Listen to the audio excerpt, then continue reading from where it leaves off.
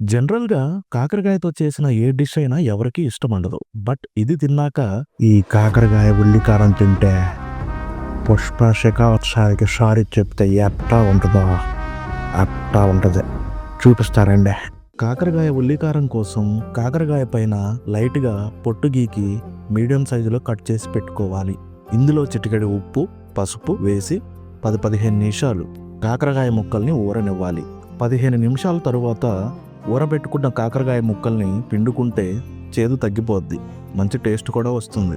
తర్వాత ఆయిల్ వేడి చేసి అందులో శనగపప్పు, మినప్పప్పు వేసి ఎర్ర చందనం మాదిరి ఎర్రగా వేగనివ్వాలి. తర్వాత ఇందులో కొంచెం జీరా, ధనియాలు, వెల్లుల్లి రెబ్బలు వేసి పచ్చివాసన పోయే వరకు బాగా ఫ్రై చేయండి. ఈ మిశ్రమాన్ని చల్లారనివ్వండి. అదే ప్యాన్లో పొడవుగా కట్ చేసుకున్న ఆనియన్, చిటికెడు సాల్ట్ వేసి మూత పెట్టుకొని మగ్గనివ్వాలి.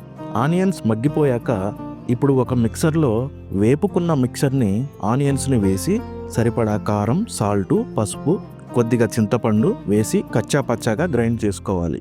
తరువాత కొంచెం ఆయిల్ వేసుకొని పిండుకున్న కాకరకాయ ముక్కలను వేసి మూత పెట్టి మగ్గనివ్వండి. ఇప్పుడు వేగిన కాకరకాయ ముక్కల్ని రెడీ చేసుకున్న ఉల్లికారాన్ని వేసి ముక్కలకి పట్టేలా బాగా కలుపుకోండి. ఉల్లికారం మంచిగా వేగిపోయి పొడి పొడి అవుతున్న టైంలో పొయ్యి మీద నుండి దించేస్తే చాలా రుచిగా ఉండే కాకరకాయ ఉల్లికారం రెడీ. ఇప్పుడు వేడివేడి అన్నంలో కాకరకాయ ఉల్లికారం కలుపుకొని వేడివేడి కాకరకాయ ముక్కని కొరుక్కొని తింటే ఉంటది నా సామి రంగా. ఇందు విశేషాలు ఇందు విశేషాలు